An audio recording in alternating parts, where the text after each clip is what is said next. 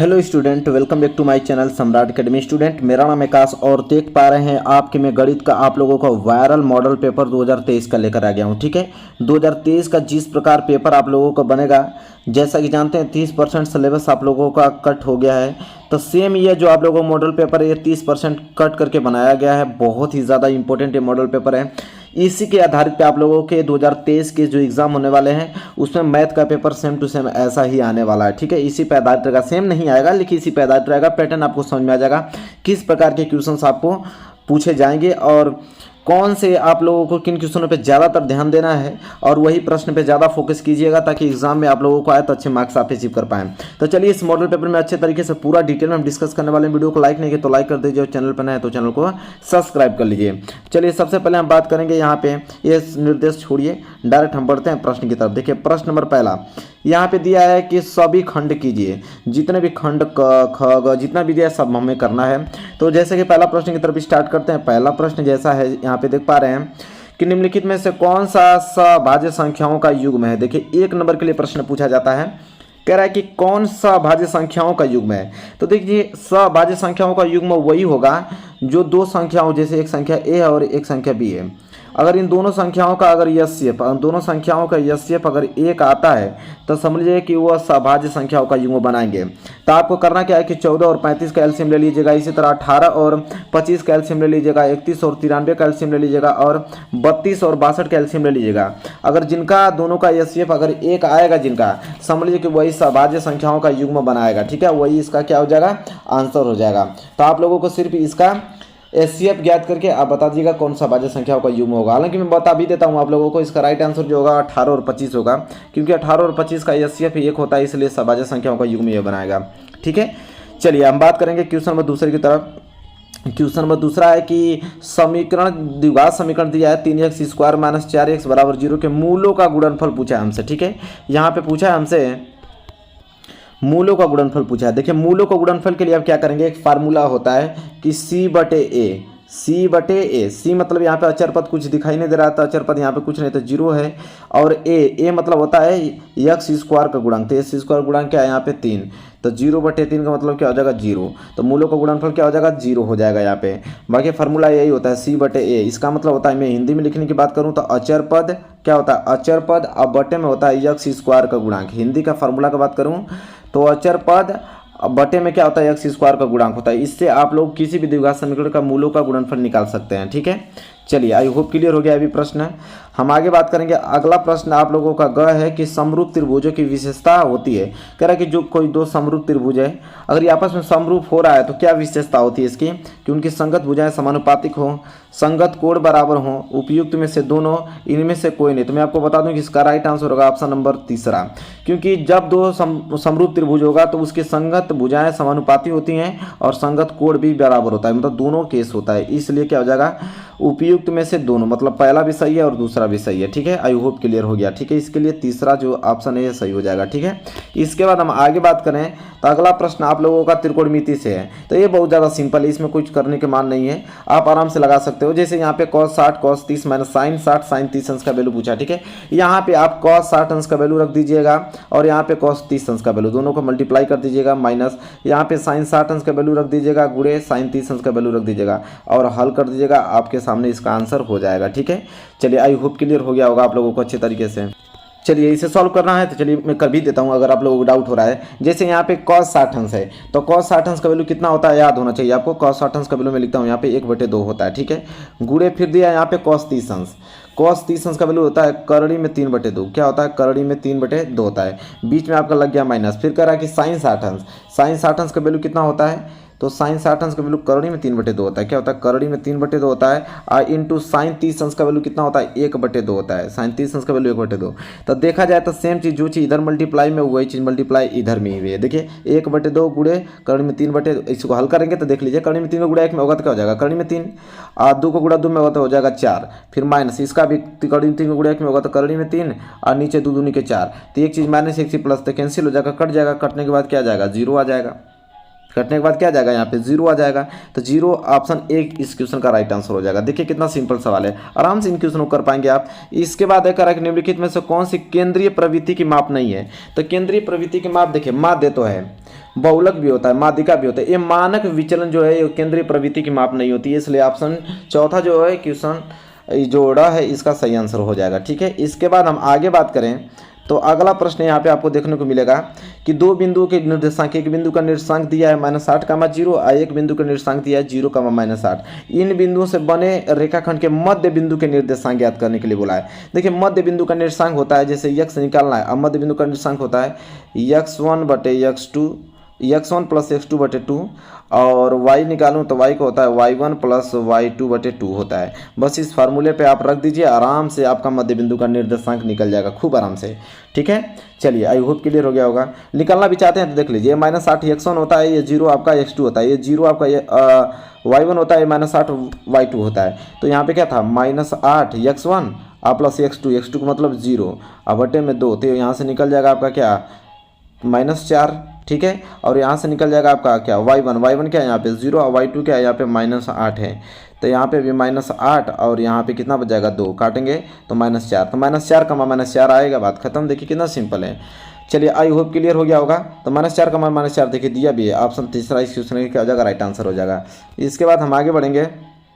अगला प्रश्न है कि सभी खंड कीजिए। ठीक है, तो सभी खंड करने के लिए यहाँ पे बोला है कि द्विघात समीकरण 2x² - 4x + 3 का विविक्तर ज्ञात कीजिए। विविक्तर होता है d बराबर क्या होता है b² - 4ac, ये आपका विविक्तर होता है। सबसे पहले आपको क्या करना है कि ax + by और प्लस c = 0, इससे तुलना करके a b c का वैल्यू निकाल लीजिए और यहाँ पे a b c का वैल्यू पुटअप करके आप विविक्तर निकाल लीजिए, सिंपल। ठीक है, इसके बाद आगे प्रश्न यहाँ पे है कि 15 cot a = 8, तो sin a sec a का मान ज्ञात कीजिए। सिंपल है, यहाँ से cot a का वैल्यू क्या आ जाएगा, cot a = 8 है, 15 गुणा उधर जाएगा तो बटे में हो जाएगा, तो cot a का वैल्यू दे दिया 8 बटे कितना 15 दे दिया है। sin a और sec a का वैल्यू पूछ रहा है। ठीक है, आराम से त्रिभुज बना के आराम से आप sin और sec का वैल्यू निकाल सकते हैं। ये सारे मैं सोल्यूशन आप लोगों को एक कंप्लीट वीडियो में दे दूंगा आराम से सॉल्व करके। ठीक है, हालांकि पेपर का पैटर्न आप समझ लीजिए किस प्रकार के क्वेश्चन आपके एग्जाम में आने वाले हैं। इसके बाद दिया है कि दो समरूप त्रिभुजों का क्षेत्रफल 121 वर्ग सेंटीमीटर तथा 289 वर्ग सेंटीमीटर है, तो इनकी संगत भुजाओं में अनुपात बताइए। करें इनकी संगत भुजाओं में अनुपात क्या होगा। ठीक है, तो ये भी बहुत ही ज़्यादा सिंपल क्वेश्चन है। ठीक है, क्या होता है कि उनके संगत भुजाओं का अनुपात पहले त्रिभुज और दूसरे त्रिभुज के वर्ग के बराबर होता है। ये आपका प्रमेय है। प्रमेय आप लोगों को मैं अच्छी तरीके से बता के इसको सॉल्व कर दूंगा। क्वेश्चन सिंपल है। ठीक है, बस आप क्वेश्चन को नोट करते जाइए। इसके बाद है यदि किसी बंटन का माध्य, अगर किसी बंटन का माध्य 16 है और बहुलक 13 हो तो बंटन की माध्यिका पूछ रहा है। ठीक है, करा की माध्यिका बताइए। ये भी क्वेश्चन बहुत ही ज़्यादा सिंपल है। आई होप क्लियर हो जाएगा आप लोगों को। बस क्वेश्चन नोट करते रहिए, बाकी हम इसका सोल्यूशन मैं कराऊंगा खुद। ठीक है, अच्छे तरीके से। बाकी आप समझ लीजिए किस प्रकार के पैटर्न पूछे जाते हैं। और यह प्रश्न तो बहुत ही ज़्यादा सिंपल है, सब लोग जानते हैं, कर ले होंगे एक्सरसाइज। अरे 1.2 का ही आप लोगों का ये आप लोगों एक्सरसाइज 1.2 या 1.3 का क्वेश्चन है कि सिद्ध कीजिए कि कड़ी में 3 एक अपरिमेय संख्या है। आराम से सिद्ध कर लेंगे। ठीक है, तो एग्जाम में हो सके कि कड़ी में 3 ना दे, लेकिन करड़ी में 5 दे सकता है, करड़ी में 7 दे सकता है। इस प्रकार नहीं देगा तो 3 प्लस करड़ी में 2 इस तरह दे देगा, 3 माइनस करड़ी में 5 इस प्रकार दे देगा कि सिद्ध कीजिए कि यह अपरिमेय संख्या है। मैं अच्छे तरीके से इंपॉर्टेंट क्वेश्चन लेकर सारे क्वेश्चंस को मैं डिस्कस कर दूंगा। ठीक है, फिर कह रहा है ए का मान ज्ञात कीजिए जिसके लिए निकाय ax + 2y = 2, एक दिया है 8x + ay = 4 के अपरिमित रूप से अनेक हल होंगे। कुछ करने की जरूरत नहीं है, पहले आप a1 b1 c1 की वैल्यू निकाल लीजिए और दूसरे समीकरण से आप a2 b2 c2 की वैल्यू निकाल लीजिए। फिर कह रहा अपरिमित रूप से अनेक हल। अपरिमित रूप से अनेक हल का मतलब संपाती रेखा है। संपाती रेखा का मतलब होता है कि a1/a2 बराबर होता है b1/b2 के और ये भी बराबर होता है c1/c2 के। यह रूल लगा दीजिए, इस पर मान रख दीजिए a1 a2 b1 b2 और c1 c2 का आराम से वैल्यू आप निकल जाएगा। ठीक है, इसके बाद हम आगे बात करें तो अगला प्रश्न जो है ग वाला प्रश्न ये है कि दिए गए चित्र में, आपको चित्र दिखाई दे रहा है, इसमें बोला है ना कि जो PS/SQ PT/TR के बराबर है और कोण जो PST है ना वो कोण PRQ के बराबर है। तो सिद्ध कीजिए कि जो त्रिभुज PQR एक समद्विबाहु त्रिभुज है। चलिए मैं इस क्वेश्चन को सॉल्यूशन करा दूंगा आप लोगों को अच्छे तरीके से। फिलहाल इसको नोट कर लीजिए आप लोग, मोस्ट इंपोर्टेंट है। ठीक है, चलिए आगे हम बात करें तो अगला प्रश्न यहाँ पे यह है कि एक 40 सेंटीमीटर ऊंचे शंकु का छिन्नक के वृत्ताकार सिरों की त्रिज्या 38 सेंटीमीटर और 8 सेंटीमीटर है। शंकु के छिन्नक की तिरछी ऊंचाई ज्ञात कीजिए। ठीक है, चलिए मैं बता दूंगा आप लोगों को। जैसे यहाँ पे छिन्नक की बात किया था, छिन्नक का मतलब ये चीज़ होता है जैसे शंकु को काट दिया जाए, तो ये आप लोगों का, जैसे मैं आपको बताता हूँ, जैसे शंकु क्या होता है आप लोगों का, ये आप लोगों का शंकु होता है, और शंकु को यहाँ से मैं अगर काट दूँ तो ये आपका छिन्नक बन जाता है। तो वहाँ पे कह रहा है कि एक 40 सेंटीमीटर ऊंचे शंकु के छिन्नक, इसकी हाइट 40 सेंटीमीटर है, उनकी त्रिज्या है, एक त्रिज्या आपका 38 सेंटीमीटर है और ऊपर वाली त्रिज्या 8 सेंटीमीटर है। तो कह रहा है कि तिरछी ऊंचाई ज्ञात कीजिए, ये वाली ऊंचाई पूछ रहा है यल, ठीक है, यल पूछ रहा है, तिरछी ऊंचाई ज्ञात कीजिए। तो मैं आप लोगों को बता दूंगा अच्छे तरीके से सॉल्यूशन करके इसको। फिलहाल ध्यान देने वाली बात है कि आप क्वेश्चन पर नोटिस कीजिए।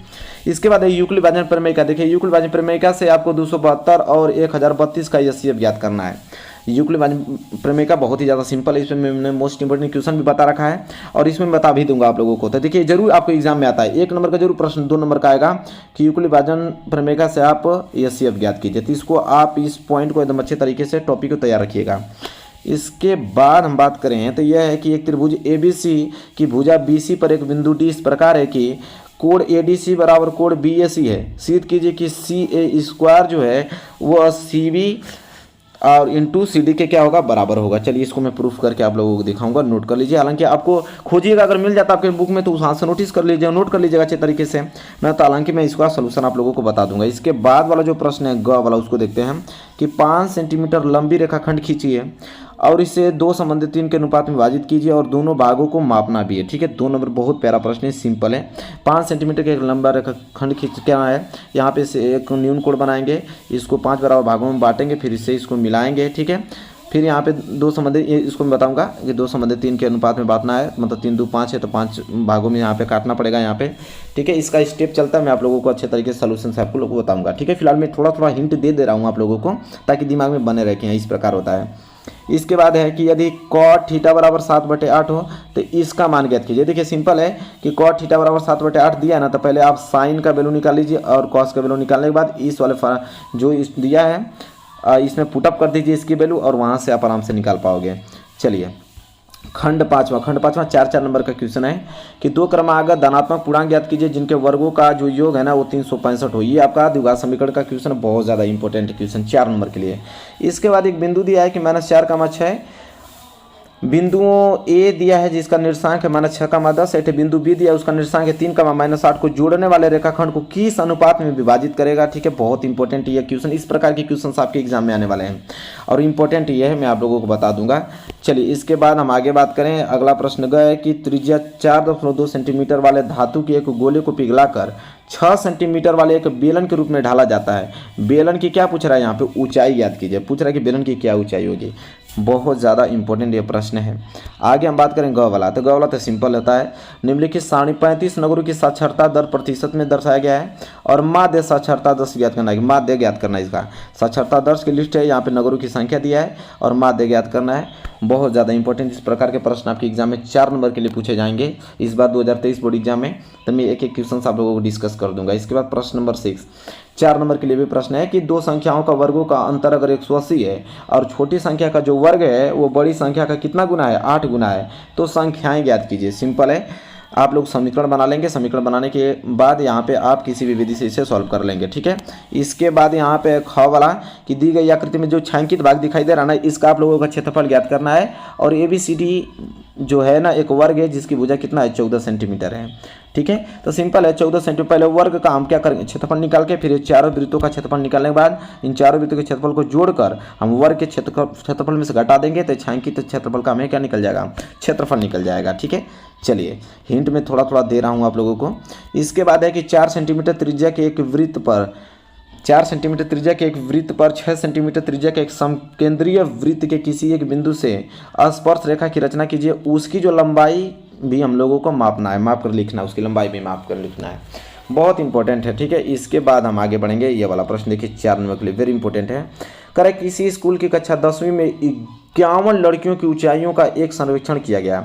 निम्नलिखित आंकड़े हैं, यहाँ पे ऊंचाई दिया है, यहाँ पे लड़कियों की संख्या है कि मतलब 4 लड़की हैं जिनकी ऊंचाई 140 सेंटीमीटर से कम है, 11 ऐसी लड़की हैं जिनका ऊंचाई 145 सेंटीमीटर से कम। इसी तरह पूरा आंकड़ा दिया हुआ है। अब पूछा है लास्ट में कि माध्यक ऊंचाई ज्ञात कीजिए, हमसे लास्ट में पूछा है कि माध्यक ऊंचाई ज्ञात कीजिए। ठीक है, ये सारे प्रश्न आपको आ जाएंगे जब मैं आप लोगों को कराऊंगा। ये प्रश्न बहुत ज़्यादा इंपॉर्टेंट है, यह हर साल पूछा जाता है, इसको मार्क लगा लीजिए। इस प्रकार के प्रश्नों को एकदम रट जाइएगा। ये आपका एक्सरसाइज 3.6 के प्रश्न है और ये प्रश्न हमेशा पूछा जाता है, हमेशा पूछा जाए, ये एकदम फिक्स है, इसको कोई रोक नहीं सकता है। तो इसको आराम से आप अच्छे तरीके से रिवाइज कर लीजिएगा। कह रहा है कि निम्न समीकरणों को युग्मों को रैखिक समीकरण युग्म में बदलकर इस समीकरण को हमें हल करना है। ठीक है, बहुत ज़्यादा इंपॉर्टेंट है, इसको आप जरूर कर लीजिएगा। ये भी आप लोगों का तीसरा ही चैप्टर का है कि अगर ये नहीं कर पाएंगे तो ये कर लीजिए, 2 ऑप्शन दिया हुआ है। अगर वो वाला क्वेश्चन नहीं आ रहा है तो ये वाला क्वेश्चन कर लीजिए कि 3 वर्ष पूर्व रहमान की आयु का व्युत्क्रम आपसे 5 वर्ष पश्चात आयु के व्युत्क्रम का योग कितना है, 1/3 है, तो उसकी वर्तमान आयु ज्ञात कीजिए। ठीक है, तो यहाँ से आयु वाला एज वाला प्रश्न में आप लोगों को बहुत इंपॉर्टेंट क्वेश्चन में कराता रहता हूँ, वहाँ पे आप देखते रहिए और सारे प्रश्न में करा दूंगा। ठीक है, चलिए इसके बाद हम आगे बात करें तो अगला प्रश्न हाइट एंड डिस्टेंस है। ठीक है, कि एक बहुमंजिल भवन के शिखर से देखने पर 8 मीटर ऊंचे के एक शिखर और तल के अनुमान कोण 30 डिग्री और 45 डिग्री है। मंजिल की भवन की ऊंचाई और 2 भवनों के बीच की दूरी ज्ञात करना है। यह हाइट एंड डिस्टेंस है, होता है ना, त्रिकोणमिति का एक परिचय है, एक त्रिकोणमिति का अनुप्रयोग, 9वां चैप्टर से एक क्वेश्चन लिया गया है, बहुत ज़्यादा इंपॉर्टेंट है। इसके बाद लास्ट क्वेश्चन है कि अगर ये क्वेश्चन नहीं आ रहा था, ये चांस है, इसको कर लीजिए। ये भी आपका वही है, उसी चैप्टर से है कि भूमि के एक बिंदु P से एक 10 मीटर ऊंचे भवन के शिखर का जो उन्नयन कोण 30 अंश है और भवन के शिखर पर एक ध्वज को लहराया गया है और P से ध्वज के शिखर का उन्नयन कोण 45 अंश है। ध्वज दंड की लंबाई और बिंदु P से भवन की दूरी ज्ञात कीजिए और कह रहा है कि कड़ी में 3 का वैल्यू आपको रखना है 1.73 दूर रख के लगाना है। ठीक है, तो ये आप लोगों का उसी चैप्टर से प्रश्न 6 नंबर के लिए पूछा जाता है। ठीक है, तो जैसा दे पा रहे हैं बहुत ज़्यादा इंपॉर्टेंट है। तो देखिए मैंने पूरा मॉडल पेपर को अच्छे तरीके से एनालिसिस किया आप लोगों के सामने। ठीक है, कुछ प्रश्नों का उत्तर हमने बताया, कुछ प्रश्नों को हमने छोड़ा है कि मैं आप लोगों को अच्छे तरीके से सोल्यूशन के साथ बताऊंगा। फिलहाल मैंने आपको दिखा दिया कि 2023 में जो पेपर होने वाले हैं उसके पैटर्न क्या रहने वाले हैं, क्वेश्चन कहाँ से सबसे ज़्यादातर आ रहा है, किस पैटर्न पे आ रहा है। तो यहाँ से आपको बहुत ही ज़्यादा बेनिफिट होगा, एक आइडिया मिल गया होगा कि क्वेश्चन किस प्रकार पूछा जाएगा 2023 बोर्ड एग्जाम में। तो वीडियो कैसी लगी बताइए, वीडियो अच्छी लगी तो प्लीज़ लाइक कीजिए और चैनल पर नए हैं तो चैनल को सब्सक्राइब करके बेल आइकन को प्रेस कर लीजिए। मिलेंगे एक प्यारे से नेक्स्ट वीडियो में, तब तक के लिए धन्यवाद।